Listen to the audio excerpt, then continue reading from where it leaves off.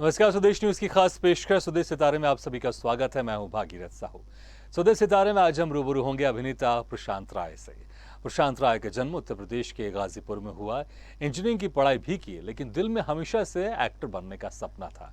इसी के चलते मुंबई का रुख किया और अपनी मेहनत के दम पर फिल्म पंडित दीनदयाल एक युग पुरुष से फिल्म जगत में कदम रखा। इस फिल्म में प्रशांत राय ने युवा अटल बिहारी वाजपेयी की भूमिका निभाई है। तो फिल्म में hero of nation Chandrashekhar Azad में सुखदेव का किरदार निभाया है। वहीं फिल्म आलिंगन में भी अहम भूमिका में नजर आए हैं। प्रशांत ने फिल्म गालिब में आर्मी मैन की भूमिका निभाई है। इसके अलावा दूरदर्शन के टीवी सीरियल मेरे मन की कस्तूरी में कस्तूरी के भाई बने हैं, तो कहानी वीर क्रांतिकारियों की में क्रांतिकारी बने हैं। तो धारावाहिक परशुराम में भगवान विष्णु के गडेरिया रूप में नजर आए हैं। इसके अलावा प्रशांत ने जी म्यूजिक के वीडियो एल्बम में भी अदाकारी की है। तो आज हम इनसे रूबरू होंगे और जानेंगे इनके अभिनय के सफर के बारे में। और इस वक्त हमारे साथ सीधे जुड़ गए हैं अभिनेता प्रशांत राय। प्रशांत जी, आपका बहुत बहुत स्वागत है स्वदेश न्यूज की खास पेशकश में। Thank you so much sir, thank you so much. सबसे पहले आपका बहुत बहुत शुक्रिया जो आपने मुझे आमंत्रित किया यहाँ पे अपनी बातें रखने के लिए, अपनी चीजें, अपने अनुभव शेयर करने के लिए।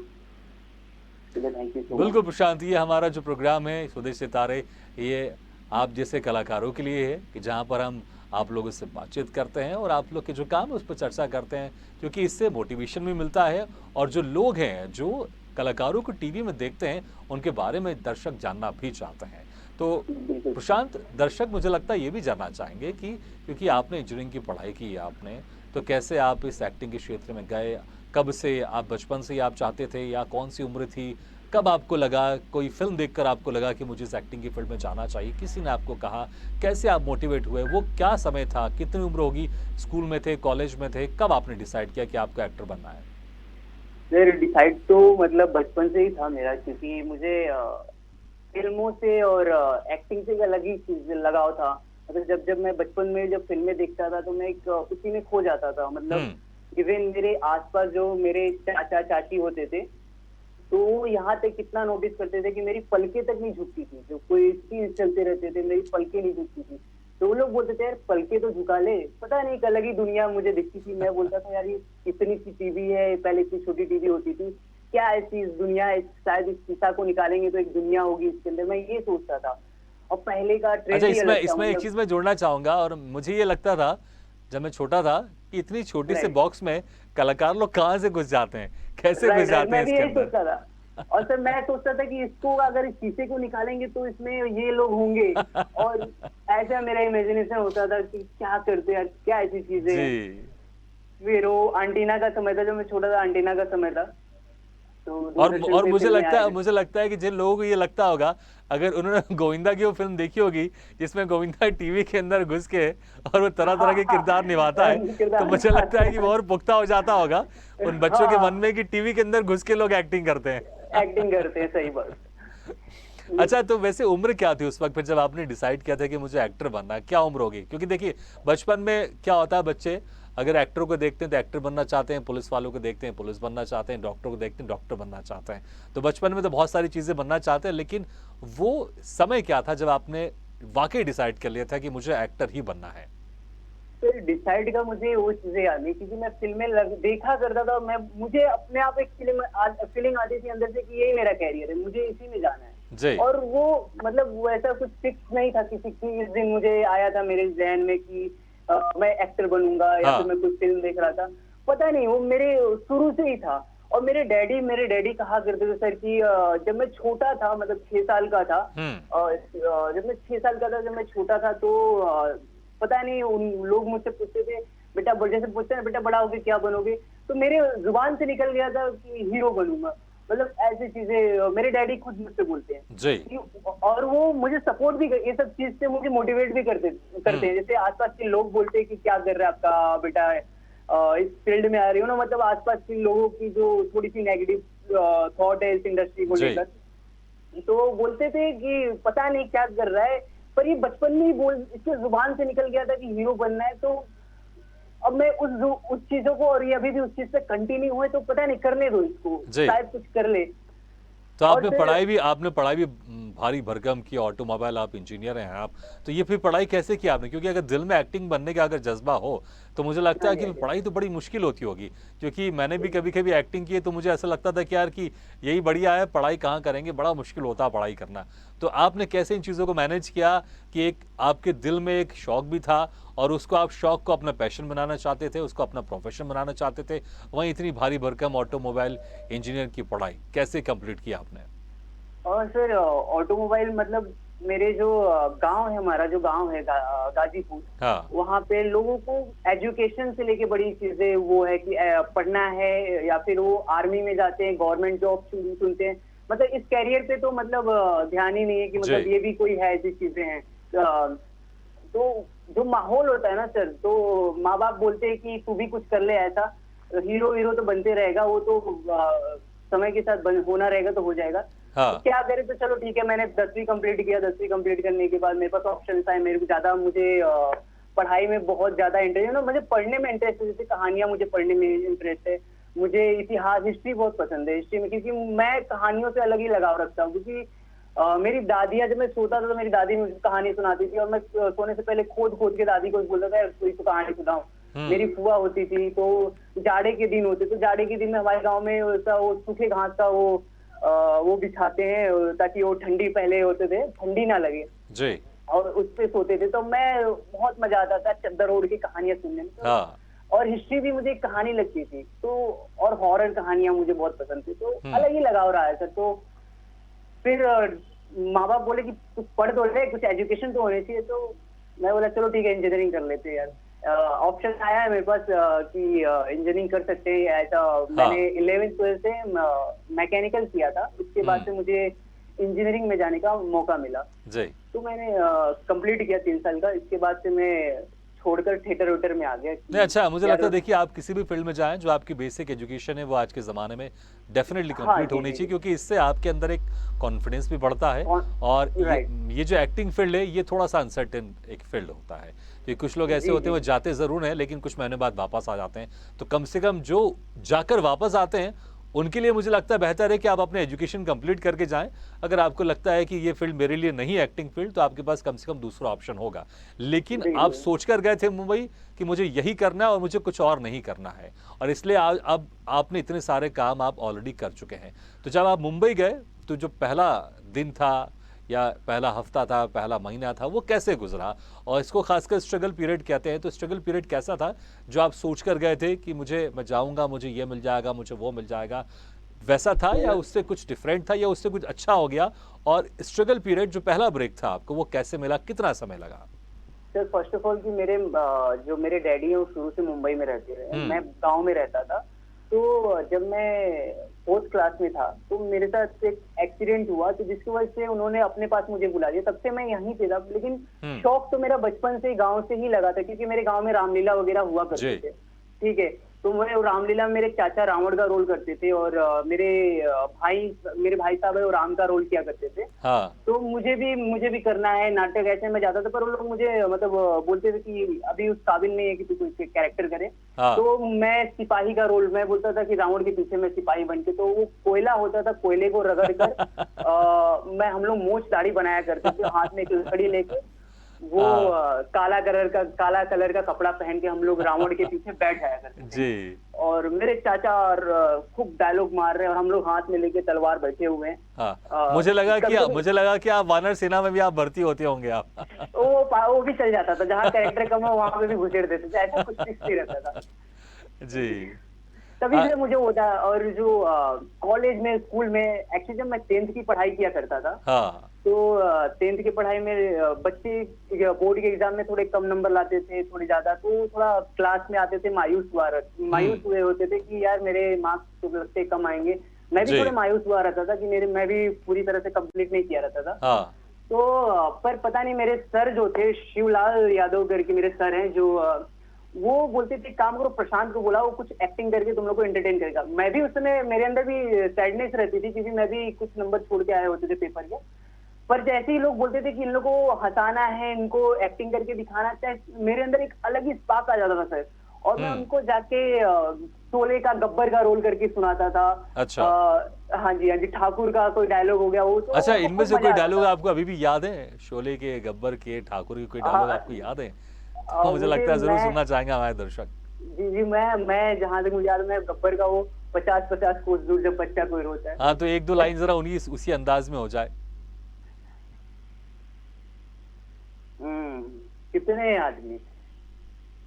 सरकार 2 2। आदमी 2 आदमी और तुम 3 फिर भी आ गए, खाली हाथ, क्या सोच लिया? सरदार खुश होगा, शाबाशी देगा। सुअर के बच्चों! यहाँ से 50-50 कोस दूर जब बच्चा रोता है तो माँ कहती है बेटा सो जा नहीं तो गब्बर सिंह आ जाएगा।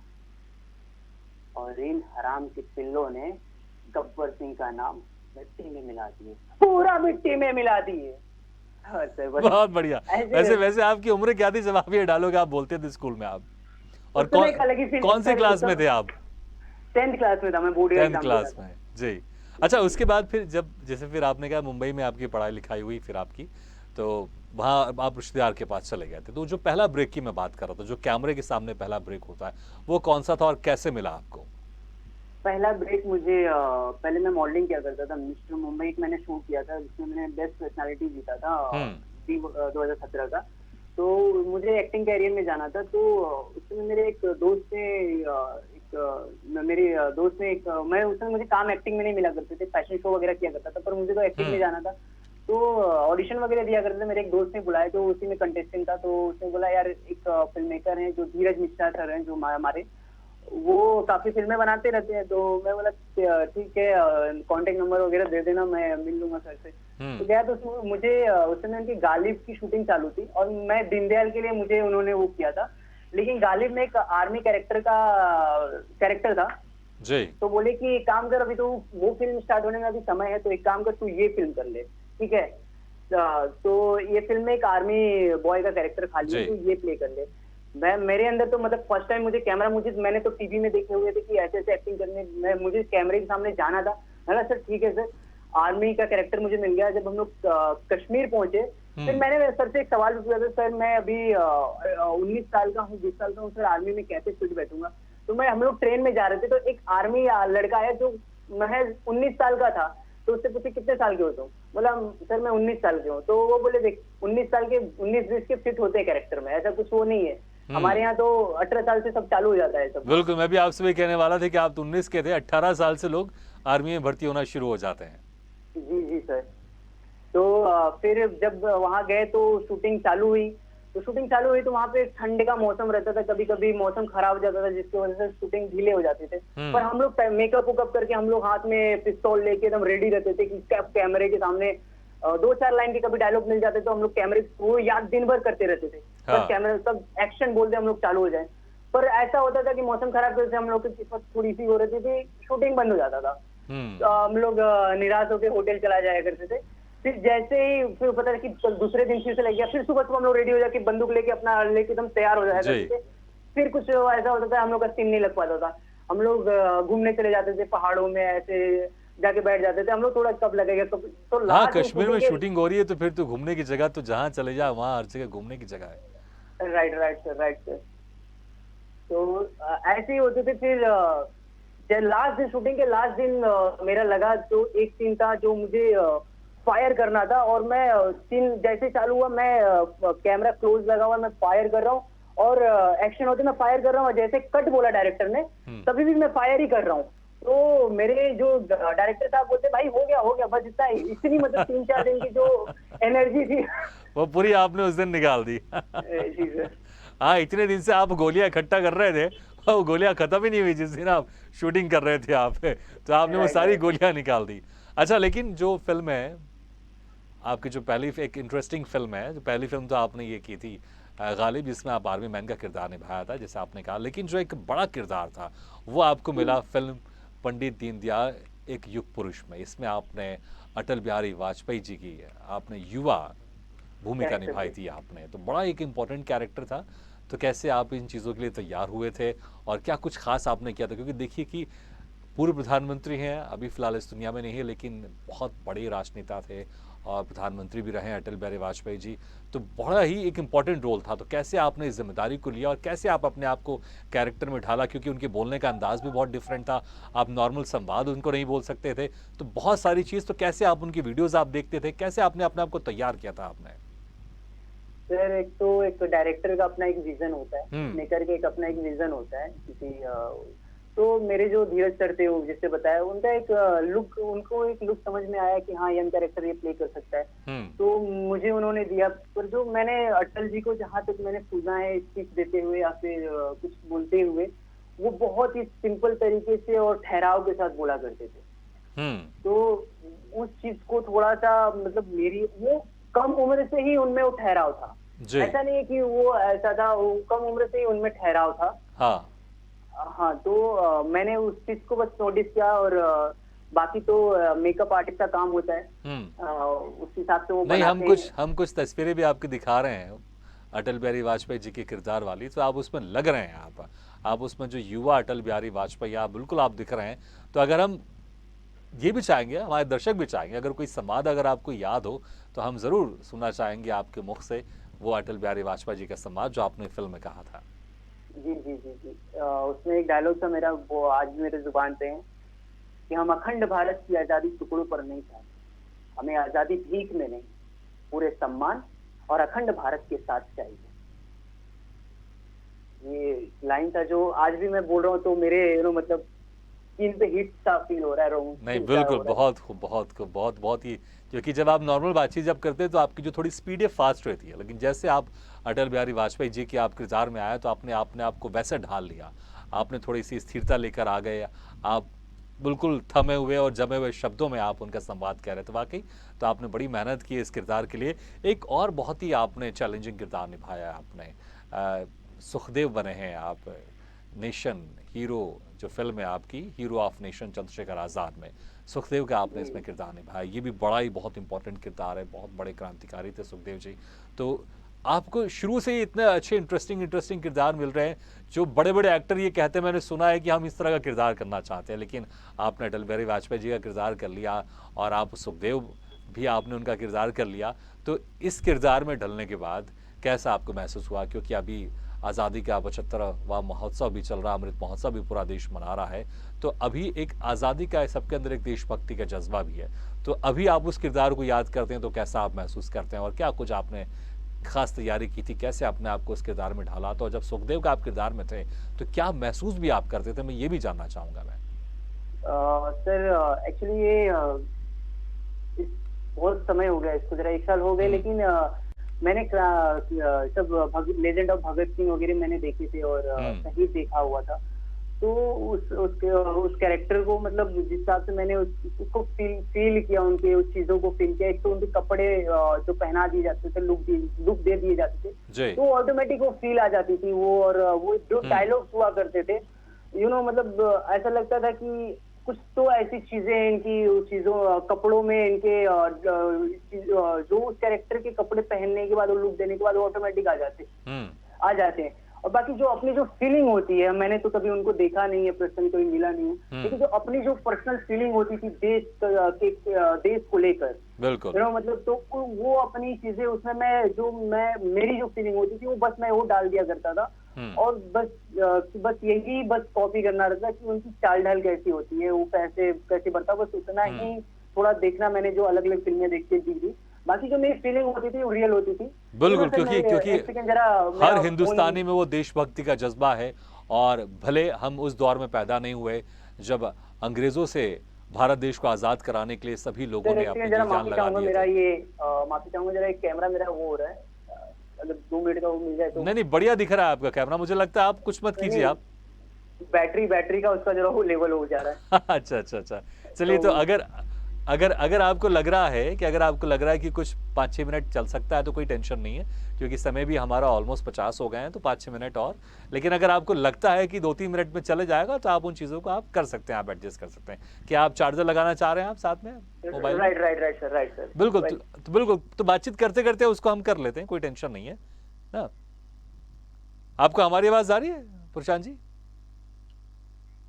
चल लगता है कि हमारी आवाज़ नहीं आ रही है, वो शायद मोबाइल में उनका बैटरी की थोड़ी समस्या है, उसको चार्जर लगा रहे हैं जब तक। लेकिन जो हमारी बातचीत चल रही थी और जिस तरह से इतनी छोटी सी उम्र में बड़े बड़े लोगों के किरदार इन्होंने निभाए हैं, अटल बिहारी वाजपेयी जी का किरदार निभाया है, सुखदेव का किरदार निभाया है, और तमाम तरह के और डिफरेंट डिफरेंट किरदार इन्होंने अपनी ज़िंदगी में निभाए हैं।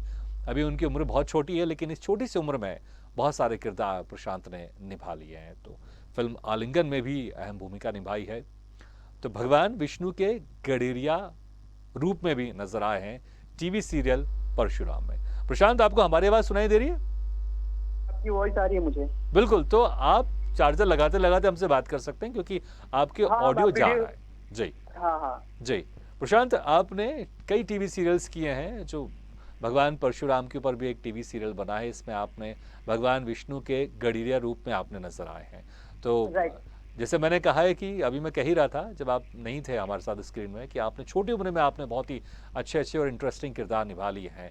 तो भगवान विष्णु के गडीरा रूप का भी अवतार आपने निभाया है, और परशुराम ये बड़ा ही फेमस सीरियल था, और इसमें जो बिग बॉस फेम थे विशाल, जिनके साथ जो शायद उनकी दोस्त थी तुलिका, शायद मुझे नाम उनका याद नहीं आ रहा, लेकिन उनके साथ वो फाइटिंग बड़ी उनकी फेमस थी, वो तो हाँ, फ्राइंग हाँ। पैन वाली, वो सबको याद है वो। तो वो इसमें भगवान परशुराम का उन्होंने किरदार निभाया था। तो कैसा था उनके साथ काम करने का एक तो एक्सपीरियंस, और कैसा ये किरदार आपको लगा? क्योंकि अभी आपने कभी आप क्रांतिकारी बने हैं, तो कभी आप आर्मी के जवान बने हैं, और यहाँ पर भगवान विष्णु के गडरिया रूप में थे। तो यहाँ पर भी आपको बहुत चीज़ों का अपने आप को बदलना पड़ता है, यहाँ पर भी थोड़ा थमना पड़ता है, और चेहरे में एक तेज होना चाहिए जब आप डायलॉग बोल रहे हैं। तो किस तरह से जब आप इस किरदार में ढलते थे, तो कैसा आप महसूस करते थे, ये भी जानना चाहूँगा। और विशाल के साथ क्या कुछ बातचीत होती थी, कुछ जिक्र हुआ होगा मुझे लगता है बिग बॉस का, तो वो भी ज़रूर बताइएगा आप। सर, सबसे पहले ये बता दो कि आप कोई भी किरदार करने जा रहे हैं, तो वो किरदार सिर्फ आप अकेले अगर सोच ले कि मैं इसको कर जाऊंगा, तो वो इम्पॉसिबल है। आपका को आर्टिस्ट का साथ होना बहुत जरूरी है। जी। आपको एक अच्छे बोलने वाले के साथ अच्छा सुनने वाला भी होना चाहिए। आपको सुनने वाला बनना चाहिए। क्योंकि जब मैं आपकी बातों को सुनता हूँ, तो एक फीलिंग आती है। जैसे आप मुझे अगर गलत बोल रहे हैं, तो मैं उसको उस हिसाब से मेरी बॉडी में एक गलत चीजें निकल के आती है बात, तो उसी हिसाब से मैं रिएक्शन दूंगा या फिर उसी हिसाब से बर्ताव करूंगा। जब मैं आपकी बात सुनूंगा नहीं, जो मैं डायलॉग्स लिखा हूँ उसी को बोलते जाऊंगा, तो नहीं हो पाएगा जी। तो ऐसे ही मेरे को आर्टिस्टों के साथ होता था वहां पे। जैसे विशाल हो गए, या फिर एक सेकेंड जरा, क्या मुझे जी। हाँ, या विशाल हो गए, या फिर मेरे साथ और भी जो आर्टिस्ट थे, तो उनके साथ अच्छी बातें होती थी कि वो बड़े ही हम्बल नेचर के होते थे सेट पे। जब हम लोग बैठते थे, तो हम लोग आधा घंटा पौना घंटा हम लोग को समय मिलता था। हम लोग आपस में डिस्कस कर लेते थे कि सीन ऐसे ऐसे करना है, और ये कैरेक्टर है, आपस में हम लोग बना लेते थे जी। वो जो मिलनसार होना बहुत जरूरी है। जब हम लोग एक दूसरे से मिलेंगे नहीं, राइटर तो लिखेगा, अपनी चीजें लिखेगा, लेकिन हम एक्टर भी आपस में थोड़ा सा बिल्कुल एक्टर जो आपके को एक्टर होते हैं, उनके साथ ऑफ द कैमरा जितनी अच्छी ट्यूनिंग होगी, उतना अच्छा एक परफॉर्मेंस निकल के सामने आता है ऑन द कैमरा में। अच्छा, अगर आपको ये जो आपने किरदार निभाया था भगवान विष्णु के गडीरा रूप का, अगर इसके कोई संवाद अगर आपको याद हो तो हम जरूर सुनना चाहेंगे, या फिर कोई दूसरे और डिफरेंट किरदार के आपको संवाद याद हो तो वो जरूर सुनना चाहेंगे। हाँ, इसका एक डायलॉग है सर, जो मैं रावण को रोकता हूँ जब वो लंका जा रहा है शिवलिंग लेके, उस समय का मेरा डायलॉग है कि मैं उनके पीछे पीछे आता हूँ, और रावण मुड़ के मुझे देखता है और बोलता है कौन हो तुम। तो मैं बड़े चतुरता से अपनी पहचान छुपाते हुए कि मैं विष्णु का अवतार हूँ, ताकि उनको आभास ना हो, मैं उनसे पूछता हूँ कि शरीर से तो आप एक योद्धा प्रतीत होते हैं महोदय, फिर तो आप अवश्य ही लंकापति रावण को भी जानते होंगे। तो वो मन में सोचता है कि इसको रावण से क्या काम, कौन है ये, तो कौन हो तुम? मैं तो एक गरुड़िया हूँ महोदय, नाम हरि है और जाना लंका है। तो ये सब चीजें हैं, ऐसे ही डायलॉग्स होते थे। नहीं, बिल्कुल, बड़े अच्छे संवाद होते हैं, और खासकर धार्मिक सीरियल के जो संवाद होते हैं वो बहुत अच्छे होते हैं। अच्छा, बहुत सारे हम आपकी फिल्मों की बात तो कर रहे हैं, टीवी सीरियल्स की बात कर रहे हैं, बहुत सारे आपने किए हैं। मेरे मन की कस्तूरी में भी आपने कस्तूरी के भाई का किरदार निभाया, आलिंगन में भी बड़ा अच्छा आपका इंटरेस्टिंग किरदार रहा है। लेकिन आपको ट्रैवलिंग का भी शौक है, और जैसा हमें पता चला है कि आप अभी तक 80% आप इंडिया घूम चुके हैं। मुझे लगता है कि बहुत ही कम ऐसे लोग होते हैं कि जो 80% तक घूम पाते होंगे। मुझे लगता है कि शायद 5 या 10% ही मुश्किल से लोग होते होंगे जिन्होंने इतना सारा घूमा होगा। तो अभी रिसेंट आप कहाँ घूम कर आए ये बताएं आप। रिसेंट तो सर मैं महाराष्ट्र में ही अभी रिसेंट घूमा हाँ शूट को लेकर। मैं जी। कसारा में शूटिंग कर रहा था। अच्छा, सबसे इंटरेस्टिंग ट्रैवलिंग आप जहाँ गए थे, सबसे खूबसूरत पल आपका कहाँ का लगा आपको? कौन सा कश्मीर की सर, जगह आप कश्मीर आपको लगा? कश्मीर जी। कश्मीर सच में वो हमारे देश का मतलब स्वर्ग है। ब्यूटी है वो सर। वो अच्छा, हमें पता चला है कि कश्मीर में जब आप शूटिंग कर रहे थे फिल्म गालिब की, उसमें जहाँ आप शूटिंग कर रहे थे वहाँ भालू भी आ गया था, शायद वो भालू एरिया था वो, तो क्या कुछ देखा था आपने, या जब शूटिंग के समय आ गया था, या दूर से देखा, या क्या क्या कुछ हुआ था, कुछ बताएं जरा। नहीं सर, भालू भालू एक्चुअली क्या होता था ना कि हमारे पास टाइम बहुत होता हाँ। था। मैं बताया कि आपको कि जैसे मेरी हम लोग की पहली जी। फिल्म थी। हम लोग को उससे पहले हम लोग मैंने हम लोग नहीं बोलेंगे, मैं जी। मेरी पहली फिल्म थी और मैंने उससे पहले कोई भी कैरेक्टर प्ले नहीं किया। अच्छा प्रशांत जी, समय कम है थोड़ा, मैं चाहूंगा 15-20 सेकंड में जरूर आप इस बात को कंप्लीट कर दीजिएगा प्लीज। Ji ji sir. तो हम लोग के पास समय होते थे कि सीन लगते नहीं थे। हाँ। तो हम लोग चले जाया करते थे आसपास के जंगलों में, थोड़ा बैठा करते थे, हवा करते थे, मजाक मस्ती एक्टर जो को एक्टर हमारे उनके साथ हुआ करता था। जी। तो पर वहाँ के लोग जो टीम वाले होते थे, प्रोडक्शन वाले, वो बोलते थे कि वहाँ भालू है, यहाँ वहाँ मत जाना, ताकि इन लोग कहीं भाग ना जाए। और सच में वहाँ पे आर्मी वाले भी बोलते थे कि ऐसी ऐसी घटनाएं होती हैं। पर हम लोग के अंदर एक एनर्जी रहता था, हम लोग यहाँ से गए हुए हाँ। उस जगह पे नया नया, हम लोग की चलिए, तो जानने की शॉर्ट जो में बताए, इच्छा कभी होती थी। कभी कभी वहाँ भालू आसपास आपने देखा, कभी एनकाउंटर हुए आप दोनों, भालू और आप? नहीं ऐसा चीजें कभी चलिए, मैंने देखी बिल्कुल। नहीं है। चलिए लेकिन, प्रशांत जी, बहुत बहुत शुक्रिया। समय कम है तो हम आपसे और चर्चा करते और आपके कामों पर जिक्र करते, लेकिन बिल्कुल सर। वक्त बहुत कम है, वक्त की पाबंदी को हमको निभाना पड़ेगा। लेकिन बहुत बहुत शुक्रिया, आपने हमारे इस कार्यक्रम में शिरकत किया। थैंक यू वेरी मच, और बहुत बहुत शुभकामनाएं, बेस्ट विशेष आपके फ्यूचर के लिए। Thank you so much sir, thank you so. Thank you very much. तो स्वदेश सितारे में आज हम रूबरू हुए प्रशांत राय से। अगले बार हम फिर किसी शख्सियत से मुलाकात करेंगे, तब तक के लिए दीजिए इजाजत। लेकिन खबरों का सिलसिला लगातार जारी, आप देखते रहिए स्वदेश न्यूज, सबसे पहले देश।